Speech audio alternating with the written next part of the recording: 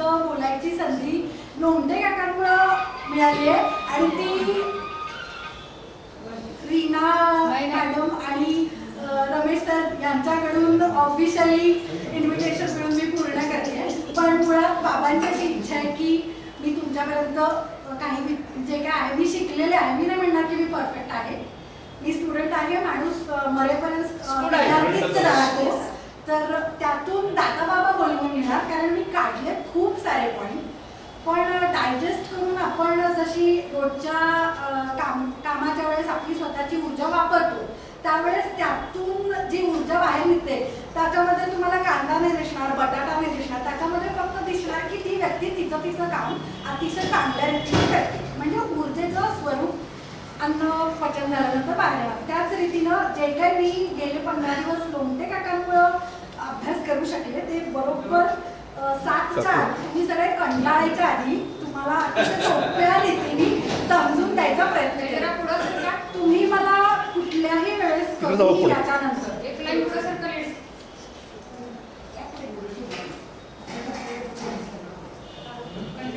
पुढे पुढे काकी जरा पुढे जावा तुम्ही, रस्त्यातून पुढे होतो. तुम्ही सगळे मला ह्या सगळ्याबद्दलची जी काही शंका आहे म्हणजे शरीरशास्त्र आपण जे म्हणतो, कारण साधना करण्यासाठी जन्माला आल्यानंतर देह तुम्हाला मंदिरासारखा मिळालेला आहे. मग तुम्ही मंदिर कसं रोज व्यवस्थित चकचकीत स्वच्छ करून मग अगदी काळजीने त्याची म्हणजे पुढची सगळ्या गोष्टी करता त्याच रीतीने तुम्ही स्वतःच्या देहाची काळजी घेतली पाहिजे. म्हणजे पुरुषांकडे ते नंतर कामाला जायला लागल्यानंतर जॉब आणि या सगळ्यात त्यांचं दुर्लक्ष होतं. तुमचं स्वतःच्या घरकामात किंवा जर जॉब करणारे मुलं असतील तर त्यामध्ये दुर्लक्ष होतं. आणि नंतर जेव्हा डिसीजेस फॉर्म व्हायला लागतात म्हणजे आजार तयार होतो त्यानंतर तुम्ही त्याच्या उपाययोजनेकडे जाता. आज खूप सगळे लोक जे आम्ही नॉर्मली बोलतो की डॉक्टर म्हणून पिंड 10 किंवा 5 मिनिटाच्या आत तुम्हाला त्या केबिनमधून टाटा बाय बाय करून एक प्रिस्क्रिप्शन देऊन बाहेर काढलं जातं. सकाळी काकांनी ज्या काय 4-5 डॉक्टर्सच्या बद्दल केलेल्या म्हणजे ॲलिगेशन सॉर्ट ऑफ सूचना होत्या त्या सगळ्या खऱ्या आहेत. म्हणजे मी ज्यांच्या हाताखाली शिकले म्हणजे स्वतःचे छोटे काका, मी हे जनरल पार्श्वभूमी का करून घेतली आहे, मेड बी ऑफ बीट तुम्हाला ह्याची सगळी लिंक मी विषयाशी व्यवस्थित जोडून देते. ओके, तर मेडिकली प्रॉब्लेम आल्यानंतर तो सॉल्व्ह केला जातो. पण आज इथे काका किंवा केंद्राच्या माध्यमातून प्रॉब्लेम येऊ नये म्हणून काय करायचं आणि आलेले प्रॉब्लेम चांगल्या रीतीने कसे सॉल्व्ह करता येतील म्हणजे निराकरण आणि निवारण जे काकांनी मगाशी सुचवलं त्याच रीतीने आपल्याला स्वतःच्या देहाची माहिती होणं गरजेचं आहे. म्हणून मी बेस लेवल अगदी बेसिक पासून सुरुवात करते. आपल्या प्रत्येकाच्या शरीरामध्ये अशा ट्रिलियन्स ऑफ सेल्स असतात म्हणजे करोडो पेशी असतात. त्या प्रत्येक पेशीमध्ये तुमच्या घरामध्ये जसा एक कुटुंब प्रमुख असतो म्हणजे पूर्वी एकत्र कुटुंबात सासू सासरे सुना असा सगळा परिवार नांदायचा. आता ते न्यूक्लिअर फॅमिलीजमध्ये तसं नाही. पण बाय गॉड्स ग्रेस भगवंतांनी शरीराची रचना अजूनही तशीच ठेवलेली आहे. सगळ्या छोट्या पेशी किंवा त्यांच्या ज्या काही संरचना आहेत त्या तशाच आहेत. इव्होल्युशन झालं तरी ते इतक्या फास्ट झालेलं नाहीये, ते एका प्रोसेस अंडर झाले. जसं काकांनी दुपारी सांगितलं की हा इव्हेंट नाहीये, ही एक प्रोसेस आहे. तर शरीरामध्ये न्यूक्लियस नावाचा केंद्र म्हणजे कुटुंब प्रमुख असतो जो की त्या पेशीला ऑर्डर सोडतो. ह्याच्यामध्ये बाजूची जी काही तुम्हाला डॉट्स दिसतात ह्याच्यामध्ये सायटोप्लाझम नावाचा एक द्रव्यपदार्थ असतो. म्हणजे तुम्ही खाल्लेलं जे काही अन्न आहे ते पचन करून सिम्प्लिफाय होऊन त्याचे जे काही क्षार आहेत ते अगदी सूक्ष्म रीतीने इथपर्यंत पोहोचतात. म्हणजे तुम्ही जेवण किती मनापासून करायला पाहिजे, त्यावेळेस मोबाईल कुठं पाहिजे, चालू पाहिजे का बंद पाहिजे हा पण विषय माझ्याकडे आहे. मग तुम्ही तर इकडे म्हणजे मी सुद्धा असं केलेलं आहे पेशंटचे रिपोर्ट बघण्यासाठी, I want lie to you, पण तो बाजूला असा. कारण ह्याच्यातली जी काही एनर्जी आहे असं नाही की ती फोनवर बोलतानाच तुमच्याकडे जाते, बरोबर आहे. अदरवाईज त्याचं जे काय आहे ते तुमच्या प्रत्येक सेलला हानिकारक आहे. So coming back two point, इथे आणखीन एक घटक असतो ज्याला आपण पॉवर हाऊस म्हणतो. म्हणजे प्रत्येकच घरात तुमचं एक मीटर असतं जिकडे तुम्हाला हे कळतं म्हणजे इलेक्ट्रिसिटी व्हॅल्यू जे रिडिंग करतात. तर त्याच रीतीने इथं मायटोकॉन्ड्रिया नावाचं जे म्हणजे सेल ऑर्गॅनिली म्हणतो आम्ही, ते पॉवर हाऊस आहे. तुम्ही जे काय खाता त्याची पॉवर तयार इथे होते. म्हणजे तुमच्या साधनेचं जे काही ग्रहण झालेलं असतं ते पण सूक्ष्मातिसूक्ष्म सांगते. तुम्हाला नॉर्मली आपण काय म्हणतो की रक्तामध्ये जे तेजरूपी साधनेचं वलय आहे ते आपण ग्रहण करतो, बरोबर आहे. तर ते नक्की कुठं जातं असं आहे, तर ते मायटोकॉन्ड्रिया इथे ते सगळं संचित होतं आणि ह्या ऊर्जेवर तुम्ही तुमची रोजची काळजी काय काम आहे ती करत असता. आता बरोबर आणखीन एक इथला मी पॉईंट थर्ड क्लिअर करते की तुमच्या सगळ्यांची बॅटरी डेड आहे आणि 24 तास मोबाईल बंद आहे असं कधी झालंय का? कोणी सांगा हो झालंय, माझा 2 दिवस मोबाईल बंद होता, मी तो चार्ज केला नाही. असं कधीच. म्हणजे तुम्ही पहिला जाऊन शोधाल की कुठे आहे तो पॉईंट, मग सीपीचा चार्जर शोधाल. अगदी कुणी कुणाच्या कारमधून जरी चाललं असेल तर ते त्याला विचारतात, नसेल तर ड्रायव्हरचा चार्जर घेतील पण स्वतःचा मोबाईल 50 किंवा 40च्या खाली येऊ देत नाही पाठवून. द सेम वे या रीतीनं आज काका किंवा आज आपलं भाग्य आपण केंद्रात आहे आणि आपल्याला त्याचं अपग्रेड जे होतं एनर्जीचं, म्हणजे रोज उठून स्वतःची एनर्जी आपण अपलिफ्ट कशी करायची आहे ते आपल्याला शक्य झालेलं आहे, ते ओंकार साधना. तर आपली साधना आपण न चुकता केली पाहिजे, फक्त साधनाच केली पाहिजे. साधना हाच रामबाण उपाय आहे. म्हणजे त्याला इज इक्वल टू म्हणून खूप सारे आपण उपमा देऊ शकतो, पण थोडक्यात एक आहे की तुमच्या शरीरामधली जी काही ऊर्जा आहे ती टिकवून आणि अपग्रेड करायचं काम तुमची साधना करते, म्हणजे ही पेशंट बनते. ठीक आहे. आता आणखीन एक विषय, आपण प्रत्येकजण म्हणजे आता जुने सेवक आणि नवीन किंवा अनुभवी आणि नवीन असं पण होतं. म्हणजे नवीन मध्ये जो डिस्कम्फर्ट असतो, काही गोष्टी येत नसतात. मला सुरुवातीला फक्त पारंपरिक आरत्या यायच्या, बाकीच्या मी शिकून जाऊन मग कुठल्या वारी गेलं की कुठल्या आरत्यांचा संच सेट मिळतो. मग ते असं हळूहळू शिकणं. परत पहिल्या पॉईंटला की विद्यार्थी दशा सोडायची नाही. जे काय आहे ते नवीन शिकून घेताना कमीपणा मानू नका. हे सगळ्याचं मी सार तुम्हाला सांगते, जे की साधना अजून आपली उत्तम कशी होईल त्या रीतीनं आपण बेनिफिशियल करू शकतो. ठीक आहे. तर एक ग्लास आहे ज्याच्यामध्ये समजा आपण साखर घात, म्हणजे प्रत्येकामध्ये जर आपण गाळणं ठेवलं, चहाचं जे गाळणं असेल ते, एकामध्ये साखर घातली, दुसऱ्यात चहापूड घातली, तिसऱ्यात एखादं अत्तर घातलं आणि चौथ्यात एखादा रांगोळीचा कलर घातला, तर प्रत्येकामध्ये पाणी ओतल्यानंतर जसं साखरेचं पाणी तुम्ही टेस्ट केलं तर गोड लागेल, अत्तर तुम्ही जर बघितलं तर त्याचा सुगंध तुम्हाला लांबून येईल, चहाचं तर काळं पाणी तयार करू आणि रांगोळीचा जर कलर घातला तर तो जसा असेल त्या रीतीनं खाली उतरेल. तसंच तुम्ही प्रत्येकाने ओंकार साधना केली तर काकांनी सांगितल्याप्रमाणे तुमच्यामध्ये जो गुण आहे तो गुणधर्मामध्ये कसा कन्वर्ट करून समाजाचं कल्याण तुम्ही करू शकता हे तुमच्या हातात. म्हणजे साधना रेग्युलर करायची, रेग्युलर केल्यानंतर जी काही एनर्जी असेल ती सातत्यानं अपग्रेड करत राहायची आणि ह्या दरम्यान तुमच्या आजूबाजूला कोणी पण येईल. म्हणजे काका म्हणाले की नाही असं जाऊन म्हणजे तुम्ही एक्सपेरिमेंट करू नका. हे तर म्हणजे ह्याचे चांगलेही अनुभव आहेत, वाईटही आहेत. कधी कधी आपण घाबरतो की कुणी काहीतरी विचारतं, मग आपल्याला सांगितलं तर नाही तू त्याला फक्त केंद्रापर्यंत घेऊन सोड. हे आता मला सांगली केंद्रात निघा पाटील मॅडम आणि मी खूप वेळ झाले की नवीन कुणी आलं तर I use to ask me काय करू, त्यामुळे काय नाही तू मार्ग दाखवलायस ना, मग ती व्यक्ती येत नाहीये, मग परत तीच अडचण सांगतेय, म्हणाला परत तोच सोल्युशन सांग त्याला. म्हणजे त्याचं जेव्हा ते उदित होईल तेव्हा ती व्यक्ती येईल, पण आपण कमी नाही पडायचं. काल एकच गोष्ट केली, जशी घरात तुमची मुलं ऐकत नाही, नवरे बायकांचं किंवा नवऱ्यांचं ऐकत नाही, तरी पण तुम्ही डिसिजन घेऊन कट ऑफ करत नाही. You give a particular period patience for every relation, फ्रेंडशिपमध्ये पण करता. तसं जे आहे तर तुमच्याकडे कुणी आलं गरज डेफिनेटली हात धरून म्हणजे जरी येऊ शकला नाही तुम्ही. आज आपलं सुदैव आहे की मला एक काळ असा होता की रत्नागिरीमध्ये साधना करत असल्यानंतर मी जेव्हा शिफ्ट झाले सांगलीला, मला माहिती नव्हतं की सांगलीमध्ये कोण आहे. म्हणजे मी दादांच्या एका छोट्या फोटोकडे रोज बघायचे आणि म्हणायचे तुम्ही जवळ असतात तर तोपर्यंत तुम्ही गोव्याला जायचे.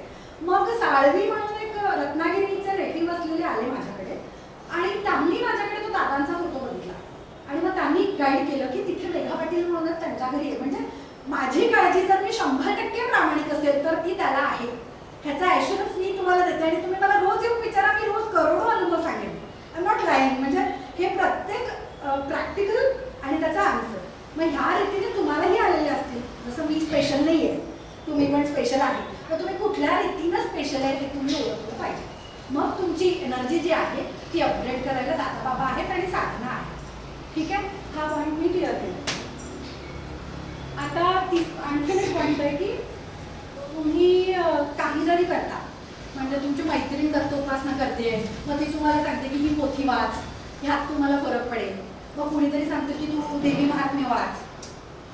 तुम्हाला किंवा तुमच्या छोट्याशा घरातल्या बाळाला जरा जरी काही झालं तर व्हॉट यू विल डू?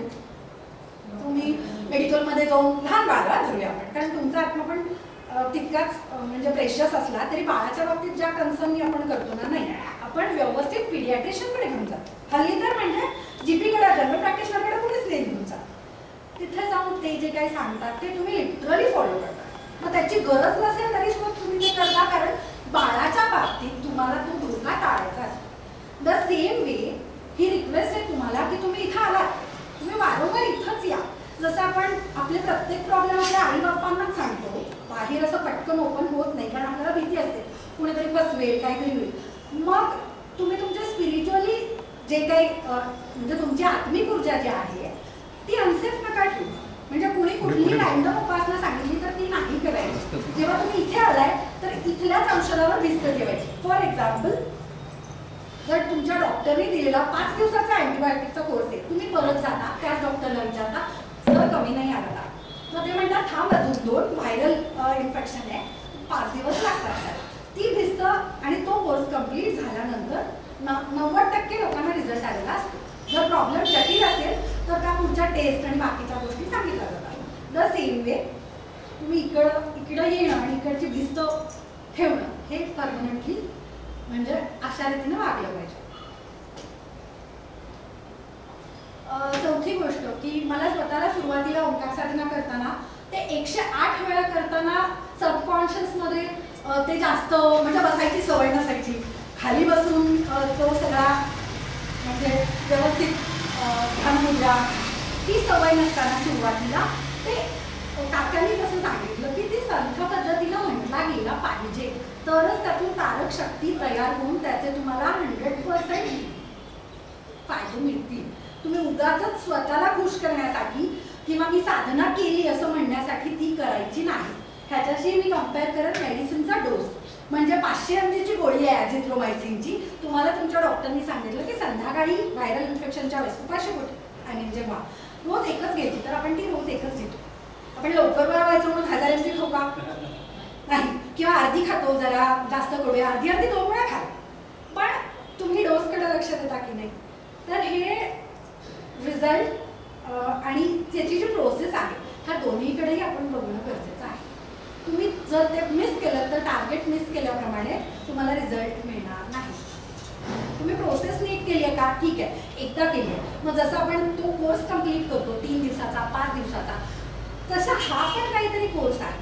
म्हणजे आज जर तुम्ही बियाणं लावलं, तो शेतकरी जाऊन डिक करून बघतो का लगेच ते बियाणं आलं का? किंवा तुम्ही आज झाड लावलं कुंडीत, तुम्ही उठून चेक करता का त्याला मुळं रुजली का नाही? तुम्ही त्याला खत पाणी देता, तुम्ही वाट बघता, तुम्ही श्रद्धा ठेवता. हल्ली तर बरेच जण गार्डन प्लांटेशन करतात, मग ती लाडाने वाढवतात झाड. शेतकऱ्याचं तेव्हा त्यांना मूल्यही कळेल भाजीपाल्याचं, किंवा मग तुम्हाला वाटतं त्या निमित्ताने ह्या सगळ्या गोष्टी कळतील. तर हे अतिशय मायक्रो पॉईंट्स आहेत. तुम्ही मला असं वाटतं की मनन करण्यासाठी रोजची 10 मिनिटं जर दिली तर तुम्ही बरंच काही करू शकता. बाकी सगळं सांभाळायला दादा आहे.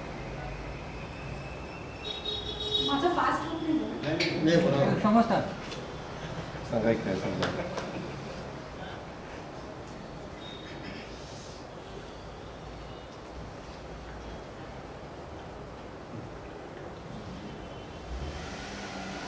आता मी माझ्या वेलनेसच्या ॲस्पेक्टकडे येते. म्हणजे मेडिसिन यूज झाला की माणूस पण 108 वेळा जसा आहे तसा. तर उत्तम देह हवाय आपल्याला, म्हणून आपण किती जण आणि काय काय प्रयत्न करतो ह्याचं तुम्ही थोडं 1-2-5 मिनिटं सरळ मनन करा. म्हणजे रोज चालायला जाणं, व्यवस्थित 32 वेळा चालून 1 घास खाणं. आणि माझ्या बाबांचं मी एक उदाहरण सांगेन काका की त्यांचे आजही सगळे दात छान आहेत. 75+.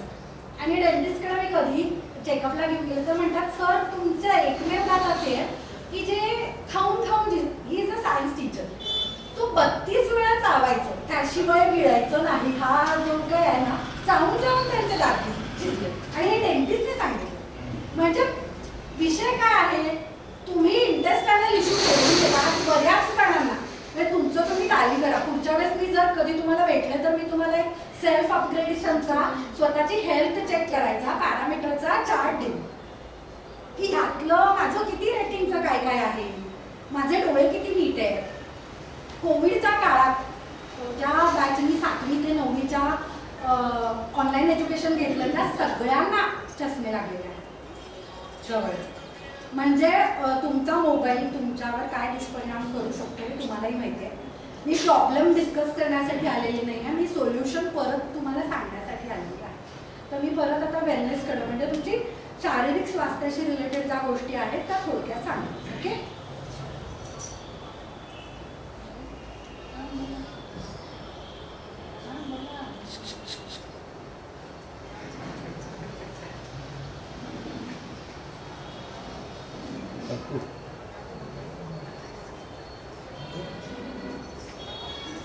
आहार, विहार, विचार तिन्ही गोष्टी खूप महत्त्वाच्या आहेत. मग आहारामध्ये बरोबर तुमचं पाणी पिणं सुद्धा आलं आणि रोजचं खाणं पण आलं. मग यामध्ये प्रत्येक गोष्ट खाताना सगळ्यात पहिलं तर तुम्ही फ्रीजचा वापर थांबवा. कारण पूर्वीच्या काळी फ्रीज होते का? तुम्ही जेव्हा लहान होता आणि तुमच्या आजी आजोबांबरोबर राहायचा तेव्हा त्यांनी भाज्या टिकवल्या नाहीत का? आता हे आय ॲग्री की पूर्वीसारखी भाजीला चव नाही, त्या प्रकारची भाजी नाही, so we need to keep it in fridge, definitely. पण त्याचा जो मिनिमम पिरियड आहे ना, त्याच वेळेस उगीच जादाची भाजी आणून फ्रीजमध्ये स्टोअर करू नका. मायक्रोवेव्हचं खाणं खाऊ नका, एअर फ्रायरचं खाणं खाऊ नका. जी भाजी पुन्हा पिकलेली आहे, ज्याच्यामध्ये नॅचरल एनर्जी आहे, जी भाजी सेंद्रिय आहे, तीच तुम्ही खा. मग ती थोडीशी महाग पडू दे तुम्हाला, किंवा सरळ मग तुमच्या म्हणजे खेड्यातले जे लोक येऊन खेड्यातून आणून छोटे छोटे बसत असतील त्यांच्याकडून तुम्ही ती भाजी. आणि जा, पूर्वीचे लोक संध्याकाळी पिशवी घेऊन भाजी आणायला दुसऱ्या दिवशीसाठी बाहेर पडायचे ना. म्हणजे तुम्ही ठरवायचं की तुमचा जो वेळ आहे तो तुम्ही हेल्थसाठी घालवायचा का डिसीजसाठी घालवायचा. तुमचे पैसे जे आहेत ते हेल्थवर खर्च करायचे की डिसीजवर खर्च करायचे. मग तुम्ही म्हणाल डिसीज, हा तो आपोआप येतो सावकाशी. म्हणजे जन्मलेल्या बाळाला लगेच बीपी झालं आणि शुगर झालं असं नसतं. जुवेनाईल डायबिटीजमध्ये अगदी काही रेअर केसेसमध्ये अनुवंशिक डायबिटीस येतो, आय डू ॲग्री. पण बाकीचे जे सगळे आपल्याला बघायला मिळतात ते का होतात? तुमचे दोष साचत साचत साचत. ठीक आहे, हे खोड रबर आहे, आपण खोडलं, पण तुम्ही ती चूक गिरवताय, मग पान फाटतं ना. मग तोपर्यंत थांबू नका. जे काय आहे, आणि व्हॉट एव्हर इट इज, म्हणजे पर्सनली बोलायचं म्हणून सांगत नाही आहे. I am always here. केंद्राच्याकडून जरी तुम्हाला कधीही इथे एक क्वेरी टाकली, काही गोष्टींची चर्चा माझी लोमटे काकांबरोबर सुरू होती, मी आज काकांनाही सांगते की जर एक छोटासा पुठ्ठाचा बॉक्स जरी तुम्ही ठेवला क्वेश्चनसाठी, आपण एखाद्याला असतं की मला नाही सांगायचं माझं नाव, पण मला हा प्रॉब्लेम आहे. म्हणजे आज जर आपण टोल फ्रीचा एखादा नंबर जरी केला ना, हजारो फोन येतील, कारण बऱ्याच लोकांना काही पर्सनल प्रॉब्लेम आहेत. मी अजून शरीरावर इतका वेळ नाही, मी अजून 4 दिवस सलग बोलू शकते, पण मला लिमिट करायचं आहे. कारण मला त्याच्यानंतर माइंडवर बोलायचं आहे, तुमच्या इमोशनवर बोलायचं आहे. आणि ह्या सगळ्यांचा जो काही गलका आहे तो त्रास देतो तुमच्या घराच्या शेजारी. म्हणजे एखादं कुणाचं घर कार्यालयाच्या शेजारी आहे किंवा एखादी वरात जात असेल, तुम्ही थोड्या वेळाने दरवाजा बंद करता का? कारण ते तुम्हाला सहनीय होत नाही. मग तुमच्या आतला जो गलका आहे तो तुम्हाला ब्लड रिपोर्ट म्हणून दिसल्याशिवाय तुम्ही ऍक्शन घेणार नाही. So you need to check. मग ते चेक काय करायचं? आता घाबरायचं नाही. मग काही गोष्टी आहेत की झोप, भूक, मूड, संडास, लघवी चेक करायचं आणि टॅली करायचं. तुम्ही कसं भाजी आणायला जाताना, किराणा आणायला जाताना कसं चेक करता? हे आणलं ना, हे आणलं ना. नसेल तर तुम्ही पूर्वी म्हणजे चिठ्ठ्या लिहायचो. आता आपण हे नोटवर लिहितो, सॅमसंग नोटवाले कसे लिहितात किंवा अजून पुढचे लोक कसे लिहितात मला माहीत नाही. आय यूज सॅमसंग नोट की हा ठीक आहे, 4 कामं, मग टॅली करायचं. तसं तुम्ही स्वतःला शेवटचं कधी टॅली केलं? तुम्ही आज सगळ्यांनी घरी गेल्यानंतर एक गोष्ट करायची की स्वतःसाठी एक वही घालायची. मग त्या लॉकच्या डायऱ्या मिळतात आर्चिसमध्ये वगैरे, म्हणजे या सगळ्या क्राऊडला माहीत असतील, ते पर्सनल लाईफसाठी वापरतात. तशा लॉकच्या डायऱ्या वापरा. छोटंसं लॉक असतं त्याच्यात, आता तुमच्या घरी लॉक फोडणारं कोणी असेल तर I won't take that thing. पण त्याच्यामध्ये लिहा की मला हा प्रॉब्लेम आहे, हा मला अशा रीतीने सॉल्व्ह करायचा आहे. म्हणजे माझी भूक नीट आहे का, खूप आहे का तरी इश्यू आहे, कमी आहे का तरी इश्यू आहे, मला झोप नीट आहे का, मी 4 तास 6 तास झोपू शकते. 4 तास का म्हटलं मी, कारण इंदिरा गांधींसारखा IQ असलेलं इथं कुणी असेल तर that person will argue to me की 6 वगैरे मला जमत नाही. 4 समाधान होतो का झोपेतून उठल्यानंतर, अजून लोळत पडायची इच्छा होते का, होत असेल तर तुम्ही चुकताय. काय चुकता ते आपण परत, हिशोब कसा चुकल्यानंतर तुम्ही परत त्याच नोटा बघता, घरी विचारता, मुलांना विचारता. त्याच रीतीनं तुम्ही स्वतःची झोप सुद्धा रोज जे आहेत छोटे छोटे ताळमेळ आहेत ते आपण करू. मग कधी कधी एखादा विषय डोक्यात घेऊन झोपता, मोस्टली विषयच असतात डोक्यात. आणि आता तर काही जणांनी मला हे सांगितलं की माझ्या हातात हा मोबाईल असतो, मला झोप येत नाही म्हणून मी मोबाईल बघतो, मग मला अजून झोप येत नाही मग मी अजून बघत राहतो.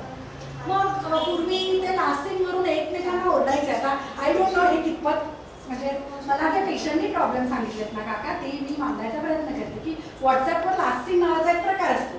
म्हणजे तुम्ही किती वाजता शेवटचे ऑनलाईन होतात, 10 वाजता 12 वाजता, ते सुद्धा हाईड करायसाठी व्हॉट्सअपने नवीन आहे. म्हणजे काय, ही मुलं जर बघत असतील, आज पेरेंटल हे आले, कंट्रोल आले प्रत्येक मोबाईलचं, पण जशी प्रत्येक गुन्ह्याला पळवाट असते ना काका, द सेम वे अल्टिमेटली तुम्ही जेव्हा तुम्हाला शुगरची एकही व्यक्ती सांगा, आय कॅन गॅरंटी स्ट्रेसनी झालेली शुगर मी मागवू शकते. तुम्ही रांगोळीचे 4 कलर इथं मिक्स करा आणि मला सेपरेट कर म्हणाला, मी नाही करू शकत. तुम्ही साखर आणि पाणी सेपरेट कर म्हणाला, मी नाही करू शकत. तुम्ही मीठ आणि पाणी घेऊन या, मी करून देते, कारण मी जादूगर नाही आहे. मी एक शास्त्र शिकले, त्या शास्त्राचे फॉर्म्युला मी वापरते, त्याच्यात जसं बसेल त्या रीतीनं माझे तुम्हाला रिझल्ट येते. हा 100% की कमीत कमी वेळा तुमची चुकामुक न करता आणि अप टू डेट जे आहे डायग्नोसिस हे तुम्हाला करून घेणं गरजेचं. प्रक्रिया अतिशय जटिल आहे, मी खूप विषय बोलते, मला माहित नाही मे बी ते कितपत तुमच्यापर्यंत पोहोचतील, पण कुठलीही शंका असतील you are free to ask me any time.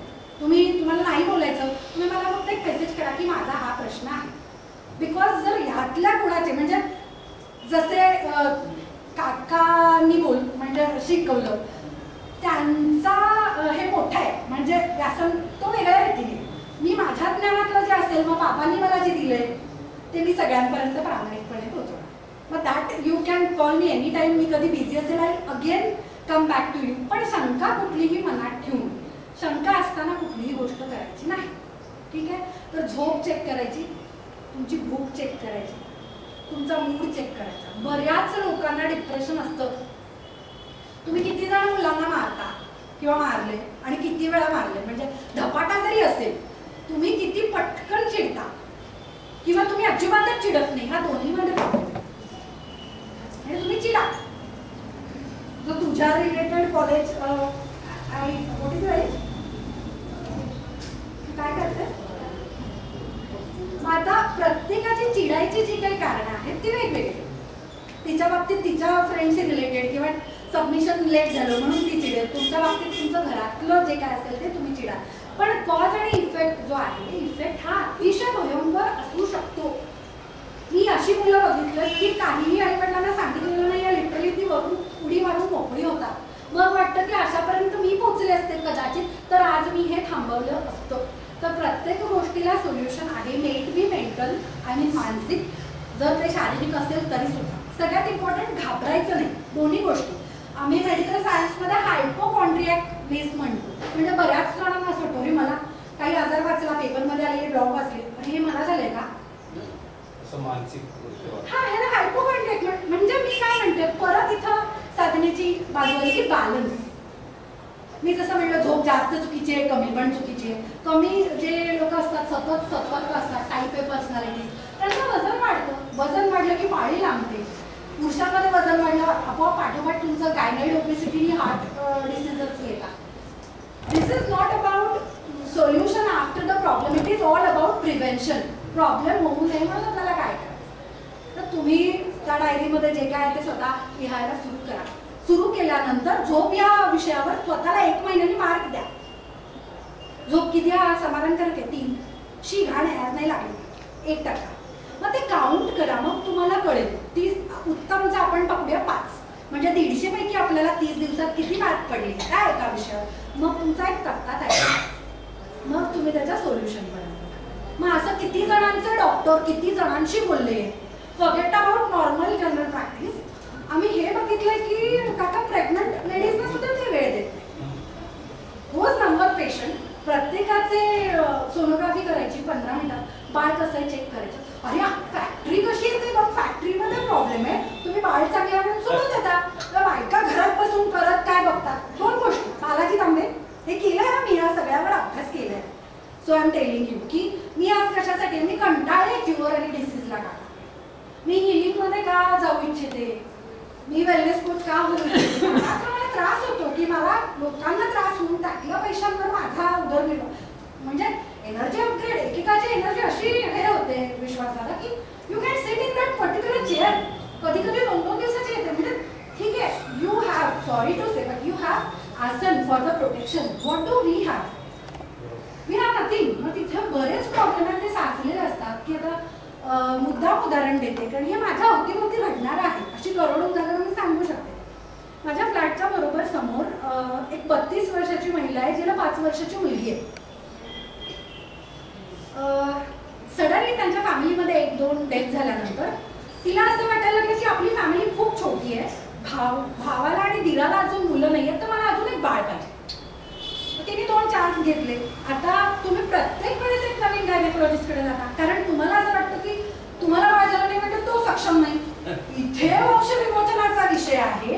म्हणजे मला सुद्धा या 2 गोष्टीवर म्हणजे मुलांशी रिलेटेड आलेली ट्रीटमेंट घेताना असं वाटतं काका की प्रत्येकाला केंद्रावर जवळचा पाठवावं, कारण हा माझा अधिकार नाहीये. मग जोपर्यंत त्याला सक्सेस येत नाही तोपर्यंत ते मिळालेले 1000-1200 मला व्यर्थ वाटतात काका, कारण ते उगीच पैसे घेते का. ठीक आहे, बाकीचं जनरल मोडवर मी इम्प्रूव्ह करू शकते. Coming back again two point, मग त्यांना केंद्राकडे पाठवायचं, पाठोपाठ मग ती केस हातात घ्यायची. मग त्यांना होमिओपॅथिक जे काय आहे ते वेलनेसचं, वजन कमी होत असेल तर ते, इन्फेक्शन सगळंच बघावं लागतं. सो इट इज ऑल एक कॉकवेब जे आपण कोळ्याचं जाळं असतं किंवा एक फ्लो चार्ट प्रमाणे तसं आम्हाला जावं. Again coming back to that point की तर ती माझ्याकडे आली, मला म्हणाली मला इथं बसायचं आहे, तुझं दार उघडं असताना ना मी दारात उभी असेल तर मला पॉझिटिव्ह वाईब येतात, तर मी इथं बसू का. म्हणलं बस, पण मी तुझ्याशी बोलू शकत नाही, मला 2 जणांची औषधं करायची. ठीक आहे म्हणाले, मी इथं बसते. मग त्याच्यानंतर ती अशी 6-7 वेळा अशी भ्रमिष्ठासारखी सतत नॉक करायची, ते येऊन बसायची. मग एक दिवस मी बाबांना नमस्कार केला की डीप सीटेड मध्ये तिचं काउन्सिलिंग करणं गरजेचं आहे. सायमल्टेनियसली फॅमिलीमध्ये बरेच सारे प्रॉब्लेम्स आले होते. मी तिला डोस दिला. तिची फर्स्ट ॲबॉर्शन नंतर डेट आली नव्हती. मी औषध दिलं, ती घरी गेली.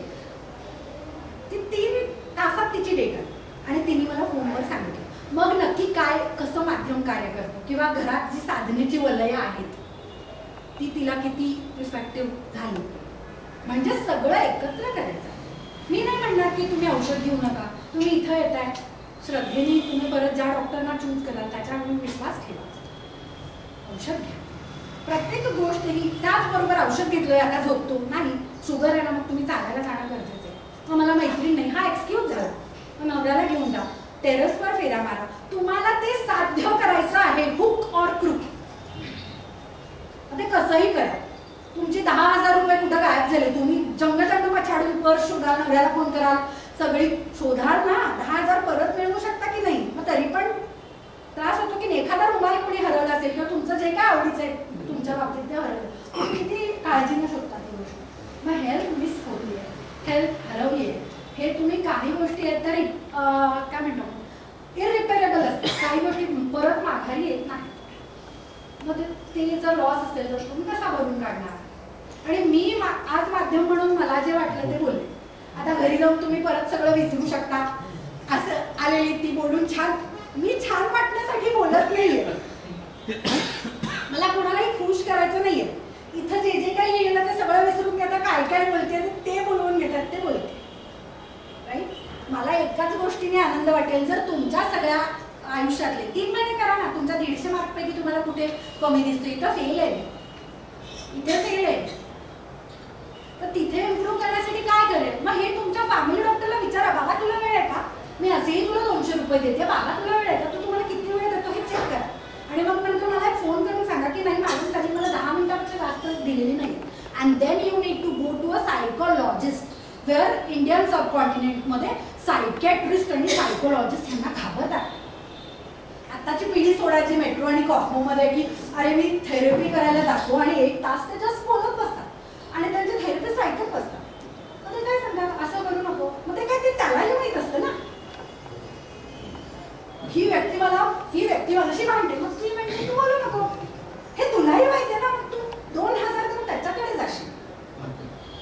मग ह्याच्यासाठी काय आहे, कोर येण्यासाठी आयुर्वेद आहे, होमिओपॅथी आहे, जिथे मेंटल हायरार्की आहे की आम्ही जे मेडिसिन्स आहेत, कमिंग बॅक टू माय पॅथी which is my biggest passion, की तिकडे आम्ही छोट्या छोट्या सिम्पटम्सवरून तुम्हाला जज करतो. 5000 औषधांपैकी तुमचं जे औषध आहे ते शोधून काढलं जातं. किंवा जशी एक व्यक्ती लग्नानंतर दुसरं आडनाव एकदाच लावते मोस्ट प्रॉबेबली, परत त्याचे शिफ्ट होत नाही, तसा एक जेनेटिक इम्प्रिंट असतो आणि त्याच्यानंतर आलेला तुमच्या मेंटल इमोशनल ट्रॉमामुळे आलेला किंवा फिजिकल आणि कुठल्या गोष्टींमुळे कोणाचा ॲक्सिडेंट झाला, ते इम्प्रिंट्स वेगळे असतात. पण तशा रेमेडीज निघतात तुमच्या 4 किंवा 5, त्याच्या बाहेर नाही. पण त्या सगळ्यांनी तुमचे एवढे सगळे प्रॉब्लेम, म्हणजे इमॅजिन करा की 1.5-2 महिने ती बाई भूमिष्ठासारखी होती, ती बोलायची नाही, दरवाजा लॉक करून बसायची. आता मी तिला हे सांगितलं नाही की मी तुझा हेही इम्प्रूव्ह होण्यासाठी डोस दिला, फक्त 2 डोस तिला विश्वासाला मी दिले आणि she is again back to normal. म्हणजे अजून मी ट्रीटमेंट केलेली नाही बरं का, फक्त एक गाडी जरा रुळावर येऊ दे म्हणून केलेली गोष्ट. तो ह्याच्यामध्ये तुमचं हे जे आहे ना, हे अतिशय किमती आहे.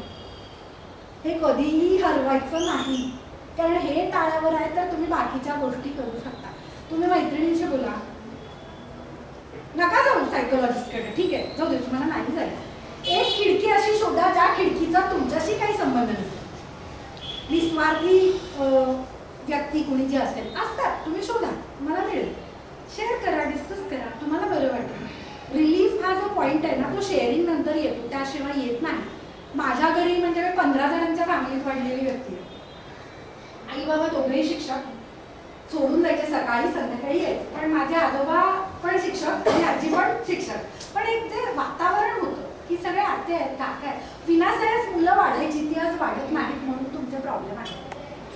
तर मुलाचं बटन पण येते की नाही तुम्हाला, तर मी जाताना मी चावी घेऊन जाऊ का, मग आल्यावर काय, ठीक आहे. किती जण, 4 जण किंवा 6 जण, त्याच्यापेक्षा मोठ्या फॅमिलीज नसतात. तो मित्र वाढवा, मैत्रिणी वाढवा, शेअर करा. नसेल तुमच्या फॅमिली डॉक्टरला गाठा, नाही तर बेझिझकपणे त्याला विचारा की बाबा दे मला सायकियाट्रिस्टचा नंबर, दे मला सायकोलॉजिस्टचा नंबर. घरी सांगा मला हा प्रॉब्लेम आहे, मला हा सांगावासा वाटतो. नाही, जा एखाद्या होमिओपॅथकडे, सीक फॉर हेल्प. प्रॉब्लेम व्हायच्या आधी तो इतकुसा दिसला, घरात मधमाशी आली, मुलाला चावेल म्हणून लागता की नाही त्याच्या मागं, ती छतावर जाऊन बसली, लाईट बंद कराल, परत जाल, तिला हुसकावून लावाल किंवा माराल.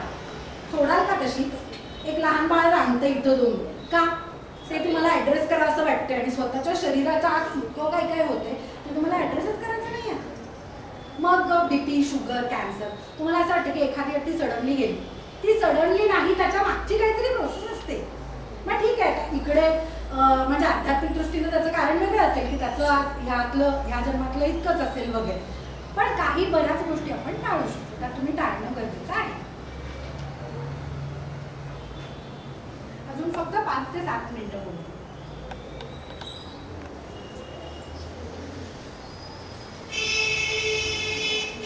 दुसरं आहे की हल्ली तुम्ही भाज्या आणता आणि त्या पाण्यामध्ये घालत नाही, मिठाच्या पाण्यामध्ये. बऱ्याच आता द्राक्ष खाण्याच्या आधी 4 तास ऑस्मोसिस म्हणतात, म्हणजे जसं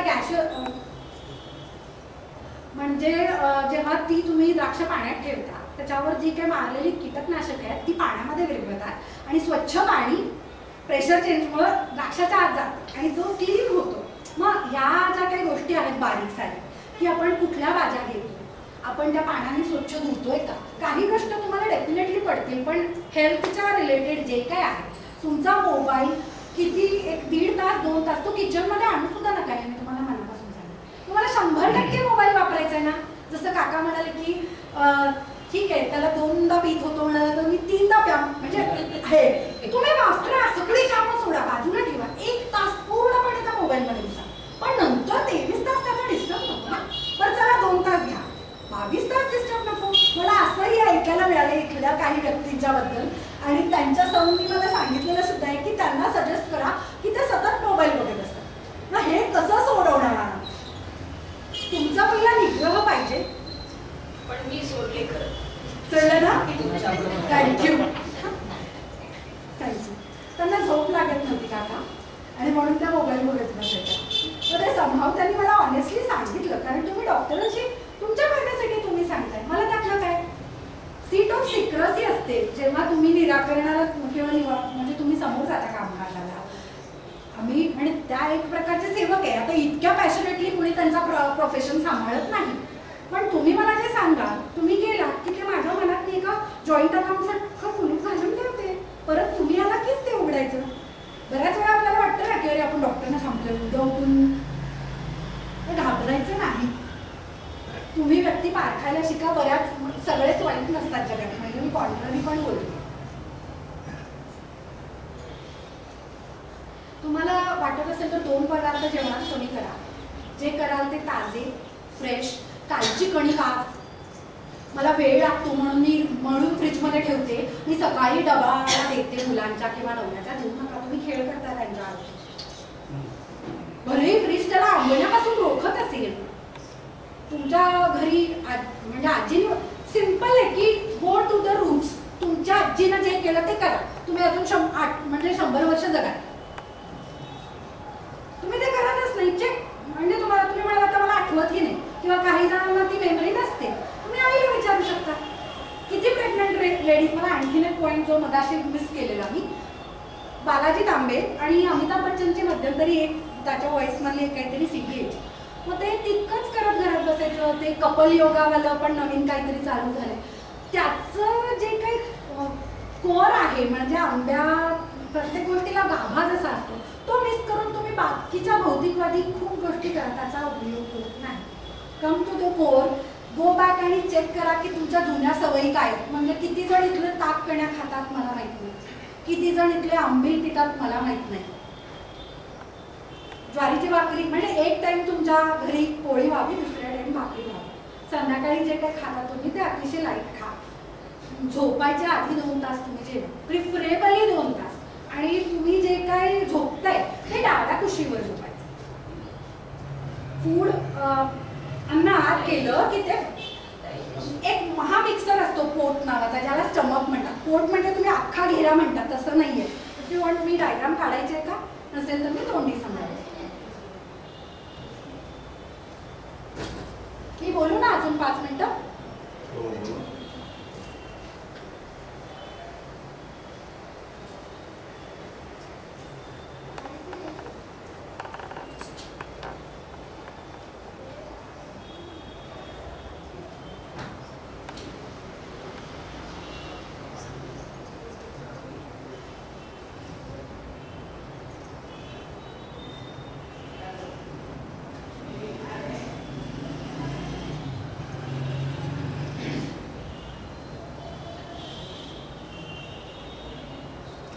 कॉटनची 5 मीटरची साडी असते ना, तेवढं आतडं तुमच्या पोटात दुमडून बसलं.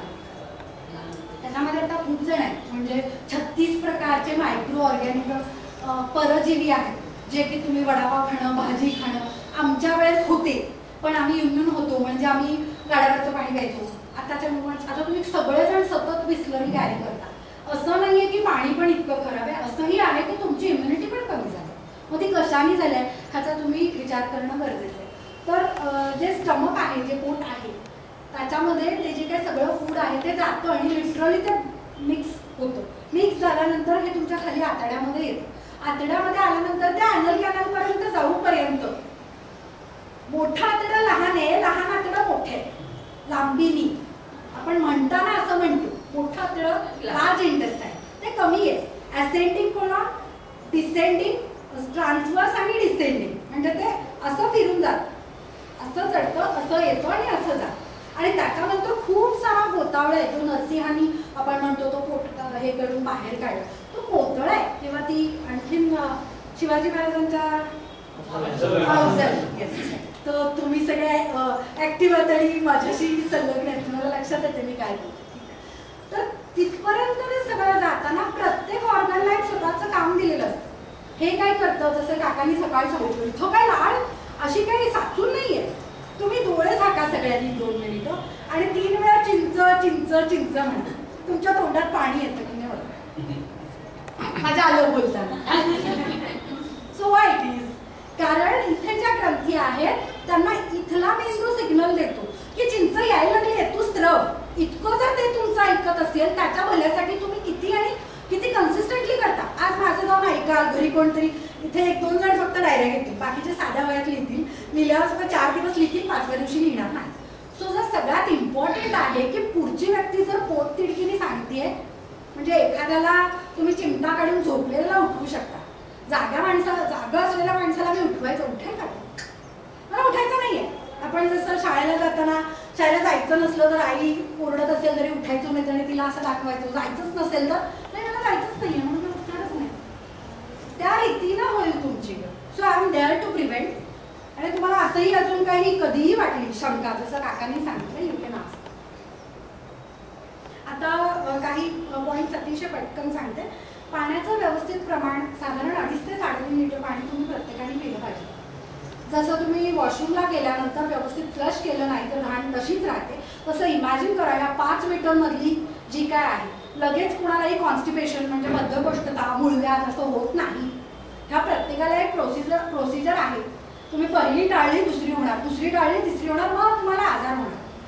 तर 3.5 लिटर, आता या सीझनला तुम्हाला थोडं 2.5 लिटरपर्यंत पाणी जाईल, ते गॅपनी प्या. मग तुम्हाला कशात कुठल्याही त्रास स्वरूपातलं काही घ्यायचं आहे, समजा तुम्ही उसाचा रस घेतला, फॉगेट आपण तुम्ही लगेच मी कलिंगड घेतो किंवा सीझनल फ्रुट्सकडे जातो, जे ज्या ठिकाणी पिकेल, जे ज्या सीझनचं आहे आणि जे आत्ता मला इझिली अवेलेबल आहे, हे स्मार्ट नियोजन आहे. जसं दादांनी सांगितलंय आहार निश्चितता करा, त्याचे ते फायदे वेगळे आहेत, पण मी प्रॅक्टिकली सांगते की तुमच्या खिशालाही परवडेल, तुमच्या पोटालाही पचेल. निसर्गाने त्या रिजनमध्ये तशी तशी फळं आणलेली आहेत ना, तुम्ही तुमच्या रीतीने ती चेक करा.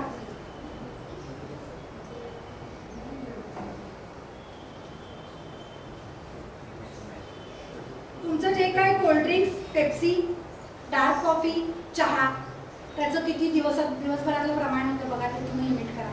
कारण यामुळं नॅचरली तुम्ही तुमच्या बाकीच्या सगळ्या गोष्टींमध्ये तुम्हाला त्रास होईल, तो पण तुम्हाला नंतर दिसेल. म्हणजे काही लोक किंवा मुलं डार्क कॉफी, कॅफेन लिटरली घेतात. आता त्या कॅफेनचे बरेच सारे दुष्परिणाम असतात, ते तुम्हाला माहिती नाही आहे. परत कमिंग बॅक की अंघोळ साधा पॉईंट आहे, आमच्या वेळेस आम्ही तो बोललाही नसता हेल्थमध्ये, पण आता या सगळ्या पिढीसाठी मला तो बोलावा वाटतं की दररोज नियमित आणि रेग्युलर टायमिंगला अंघोळ करायला पाहिजे. आणि आता तुम्ही म्हणाल रेग्युलर टायमिंग म्हणजे काय, ते सकाळच्या काळात, कारण नॅचरली तुम्ही साधनेकडे येता, तर तुमचा जो काय अनावश्यक वलय आहे ती नॅचरली तुमच्या आंघोळीनं निघून जातात. मग पाणी कुठल्या टेम्परेचरचं पाहिजे हेही शास्त्र आहे. मग तुम्ही कोमट पाणी किंवा सीझननुसार तुम्ही बाकी सोसत असेल त्यांनी साध्या गार पाण्याने केली तरी चालेल, पण खूप गरम पाणी घेत आहे. अननॅचरल कुठलीही गोष्ट करायची नाही.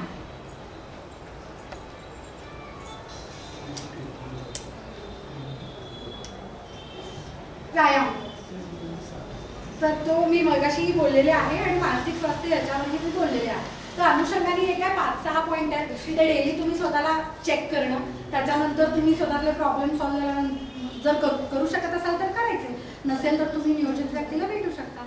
आणि त्यातून कधीही वाटलं तर रीनाला आजही सांगेन मी की ते जसं आपण सजेशन बॉक्स ठेवतो तसा तुम्ही ठेवा, त्याच्यात तुम्ही निनावी प्रश्न, फक्त व्यक्ती येऊन टाकते म्हणजे तो जेन्युइन प्रश्न आहे. एक प्रश्न रिपीट असेल, जो प्रश्न रिपीट असेल त्याच्यावर त्याची उत्तरं मी लवकरात लवकर देईन. आणि हा अजून विषय खूप मोठा आहे, तुम्ही सगळे कंटाळ्याच्या आधी तुम्ही मला बोलायची संधी दिली, त्याच्यासाठी तुमच्या सगळ्यांचा आभार मानते.